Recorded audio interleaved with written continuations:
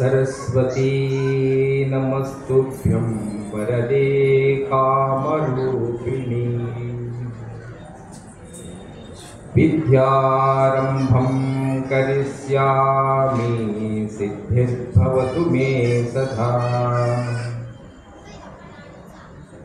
पद्मपत्रविशालाक्षी पद्मकेशरी वर्णिनी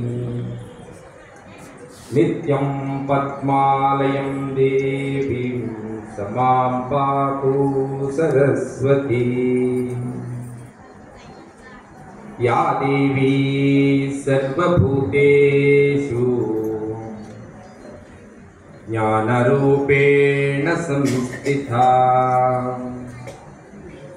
या देवी सर्वभूतेषु विद्यारूपेण संस्थिता या देवी सर्वभूतेषु ज्ञानरूपेण संस्थिता नमस्तस्यै नमस्तस्यै नमस्तस्यै नमो नमः। जगदोद्धारुडुकु जगद्गुरुवु శ్రీకృష్ణ పరమాత్మ ప్రపంచానికి భగవద్గీతని అందించిన రోజు, లోకోద్ధారకుడు నేను భగవానుడిని అని చెప్పిన ఒక సర్వసత్తాక గల దేవుడు శ్రీకృష్ణ పరమాత్మ. ప్రపంచ మానవాళికి ఆధ్యాత్మికమైన స్రవంతి, ఒక ఉన్నతమైన విలువలతో జీవించడానికి కావలసిన ఒక లక్ష్యాధారమైన జీవనానికి అవసరమైన గ్రంథము, సద్గ్రంథము భగవద్గీత. ప్రపంచంలో ఏ దేశానికి లేనంత ఆధ్యాత్మికమైన జీవన విలువలు భారతదేశానికి ఉన్నాయి. వాల్మీకి రామాయణాన్ని రాస్తే, హనుమాన్ చాలీసా ఎవరు రాశారండి? ఎవరు రాశారు? కాబట్టి ప్రపంచానికి భగవద్గీతను అందించిన శ్రీకృష్ణ పరమాత్మ అర్జునుడికి ఉన్న ఏవైతే సందేహాలు ఉన్నాయో ఆ సందేహాలన్నీ తీరుస్తూ దాదాపుగా 5160 సంవత్సరాల క్రితము హర్యానాలో కురుక్షేత్రము మధ్యలో ఉన్న జ్యోతిషర్ అనే ఒక చిన్న ఇలాంటి స్థలములో శ్రీకృష్ణ పరమాత్మ అర్జునుడికి గీత బోధించిన రోజు గీతా జయంతి. ప్రపంచంలో ఒక సద్గ్రంథము అనేక సంవత్సరాలుగా, అనేక వేల సంవత్సరాలుగా జయంతి చేసుకుంటున్న సంస్కృతి, భారతీయ జీవన విలువల్ని పెంచే ఒక సద్గ్రంథము భగవద్గీత. ఈరోజు మార్గశిర ఏకాదశి రోజున శ్రీకృష్ణ పరమాత్మ అర్జునుడికి గీత బోధించిన రోజు. అంటే ఏ రకమైన ఆలోచన, వైక్లభ్యమైన ఆలోచనకి అర్జునుడికి శ్రీకృష్ణుడికి మధ్య జరిగిన సంవాదం ఏదైతే ఉన్నదో అదే భగవద్గీత.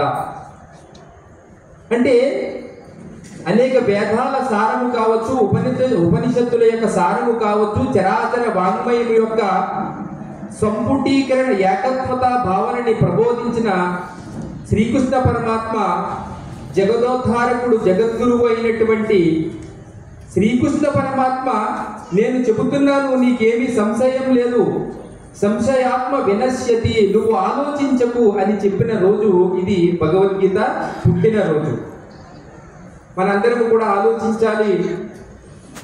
భగవద్గీత అంటే ఒక పావనమైన జీవన స్రవంతిని ఆచరణతో ఆధ్యాత్మికమైన మూలాలను పెంచుకుంటూ ఒక ధార్మికమైన చింతనని మనం జీవిస్తూ ధార్మిక చింతనకి ఒక ఉన్నతమైన పిహెచ్డి చేయడానికి కావలసిన జ్ఞాన గీత భగవద్గీత.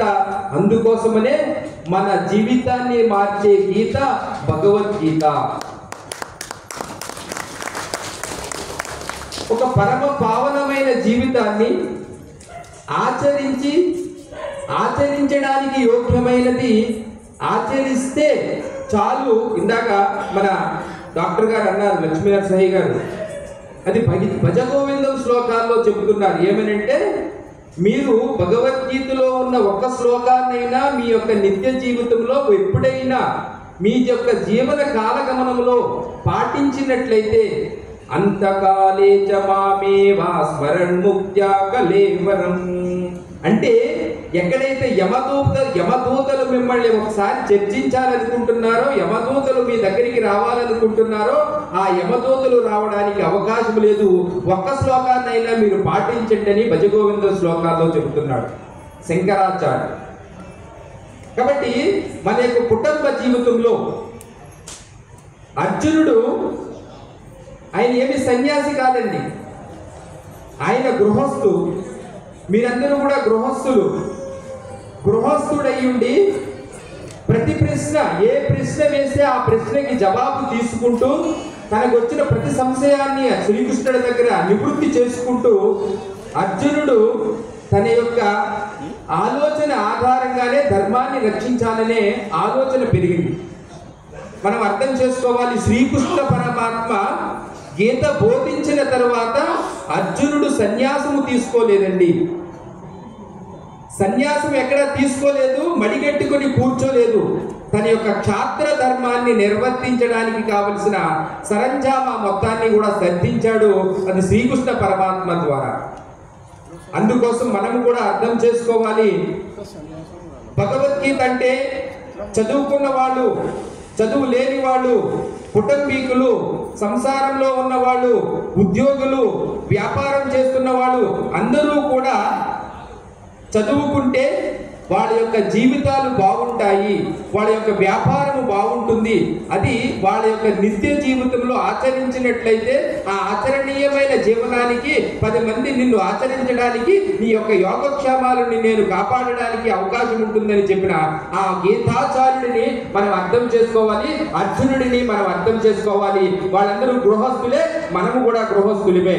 ఏదో చనిపోయిన తర్వాత, ముసలితనం వచ్చిన తర్వాత, లేకపోతే చిన్నపిల్లల కింద భగవద్గీతనే సంశయాన్ని మనము తీసేయాలి.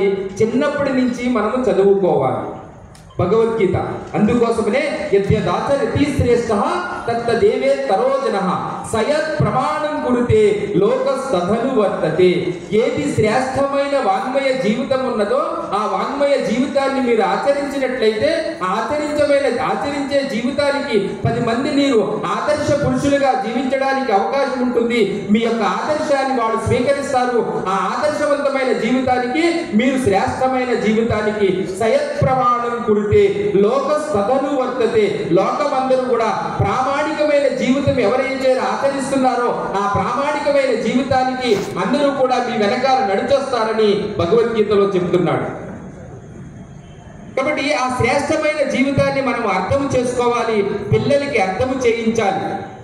చాలా మంది స్వామీజీలు తన యొక్క వేదాంత జీవితాన్ని కానీ, లేకపోతే కొంతమందికి భగవద్గీతని నేర్పడంలో కానీ వాళ్ళు చాలా పెద్ద ప్రయత్నం చేస్తున్నారు. కానీ ఆ కార్యోన్ముఖతను ఎవరు కూడా పెంపొందించే ప్రయత్నం చేయడం లేదు. ఆధ్యాత్మికమైన జీవనానికి ధార్మికమైన జీవనము, ఒక ప్రస్ఫుటించిన జీవితాన్ని అర్థం చేసుకోవాలి అంటే భగవద్గీతని లోపలికి వెళ్ళి చూడాలి. పైన చూసినట్లయితే మనకేమీ తెలియదు. బంగిని పిల్లి మామిడి పండు మన చేతిలో ఉన్నది, పైన మాత్రమే మనం వాసన చూస్తున్నాము, ఆ లోపలికి వెళ్ళి గుంజు తింటే చాలా రుచిగా ఉంటుంది. భగవద్గీతని మనము కేవలము శ్లోకాలు పారాయణ చేస్తున్నాము, దాని యొక్క అంతర్లీనమైన విశేషార్థాన్ని మనము స్వీకరించలేకపోతున్నాము. ఆ విశేష అర్థాన్ని మనము స్వీకరించినట్లయితే తప్పనిసరిగా మన యొక్క లక్ష్యాన్ని మనము చేరుకోవడానికి అవకాశం ఉంటుంది. దానికోసము మన పిల్లలకి మనము చదివించాలి, మనము చదువుకోవాలి. కేవలం ఇది సన్యాసానికి సంబంధించినది కాదు, వేదాంతానికి సంబంధించినది కాదు. వేదాంతం ఎక్కడా కూడా భగవద్గీతలో లేదు. మన యొక్క నిత్య జీవితంలో ప్రతి ప్రశ్నకి దివ్య ఔషధంగా ఉపయోగపడుతుంది. 700 శ్లోకాలు మనం నేర్చుకున్నట్లయితే 700 కోట్ల రూపాయలు మన దగ్గర ఉన్నట్లు అవుతుంది. ఏ రకమైన ఐశ్వర్యము మనకు అక్కర్లేదు. జ్ఞాన భాండాగారం అంతా భగవద్గీతలో ఉన్నది. ఆ జ్ఞానమే భగవద్గీత. పెద్ద ఆయన చెప్పారు కదా, గీ అంటే జ్ఞానము, తా అంటే తత్వము. జ్ఞాన తత్వాన్ని తెలియజేస్తుంది భగవద్గీత. అంటే సాక్షాత్తు శ్రీ భగవానుడు నేర్పిన గీత, చెప్పిన గీత భగవద్గీత. ఎక్కడ కూడా శ్రీకృష్ణ గీత, శ్రీకృష్ణ ఉవాచ అనలేదు, శ్రీ భగవానువాచ. ఏ యదా మాం ప్రపద్యంతే తాంస్తదైవ భజామ్యహం మమ వర్త్మానుమనువర్తంతే మనుష్యా పార్థ సర్వసః.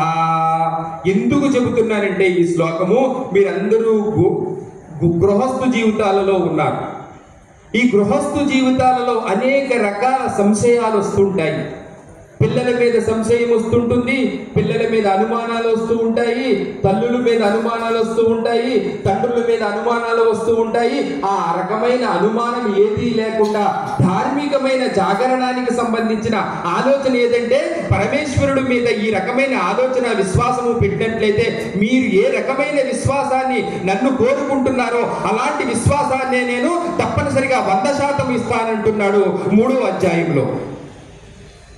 కాబట్టి విశ్వాసంగా మనము ఏ పనిని చేయాలనుకుంటున్నామో ఆ పని మీద మనము తప్పనిసరిగా విశ్వాసంతో నేను ఇది గెలవగలుగుతాను, నా పరీక్షలు నేను పాస్ అవ్వగలుగుతాను, నా పరీక్షలు ఒకవేళ పాస్ అవ్వలేకపోయినా రెండవసారి పాస్ అవుతాను, నేను పరమేశ్వరుడి మీద నేను భక్తితో ఈ పనిని నేను చేయడానికి సిద్ధంగా ఉన్నానని మన పిల్లలకి కూడా భగవద్గీత నేర్చుకున్నట్లయితే ఒకవేళ ఒక్క మార్కు తేడా వచ్చినప్పటికీ వాళ్ళకి ఏ రకమైన ఆత్మహత్యలు ఉండవు. వాళ్ళ యొక్క కర్తవ్యాన్ని ప్రబోధించడానికి కావలసిన శక్తి భగవద్గీత ఇస్తుంది. ఆ భగవద్గీత ఏంటంటే జ్ఞాన భాండాగారం. మనం అందరం అర్థం చేసుకోవాలి. జ్ఞాన భాండాగారం అని అంటే అది ఒక గంగాజలం అండి. గంగాజలం ఎప్పుడు పాడైపోదు. కాబట్టి మన మనసులో భగవద్గీత శ్లోకాలు ఉన్నట్లయితే మన యొక్క మనసు కూడా పాడైపోదు. ఆధ్యాత్మికమైన జీవనానికి మనం మరింత దగ్గరగా ఉండడానికి అవకాశం ఉంటుంది. ఆ ఆధ్యాత్మికమైన జీవనం ద్వారానే మన యొక్క అన్ని లక్ష్యాల్ని మనం చేరుకోవడానికి అవకాశం ఉంటుంది. భగవద్గీత 3 షట్కాలు చెప్పాడు. నేను బాగా లోతుగా కాకుండా మీకు అవసరమైన విషయాన్ని చెప్పే ప్రయత్నం చేస్తాను. 3 షట్కములు చెప్పాడు. అంటే కర్మ, భక్తి, జ్ఞానం. 1 నుంచి 6వ అధ్యాయం వరకు కర్మ చెప్పాడు. మీకు అందరికీ అర్థమవ్వచ్చు, ఏమిటి అని అనిపించవచ్చు, కర్మ అంటే ఏమిటి అని అనిపించవచ్చు. 1వ అధ్యాయము అర్జునుడు విషాద యోగము నుంచి ప్రారంభించాడు. విషాదములోంచే ఏదైనా మనము కష్టములోంచే సుఖాన్ని అనుభవించగలుగుతాము.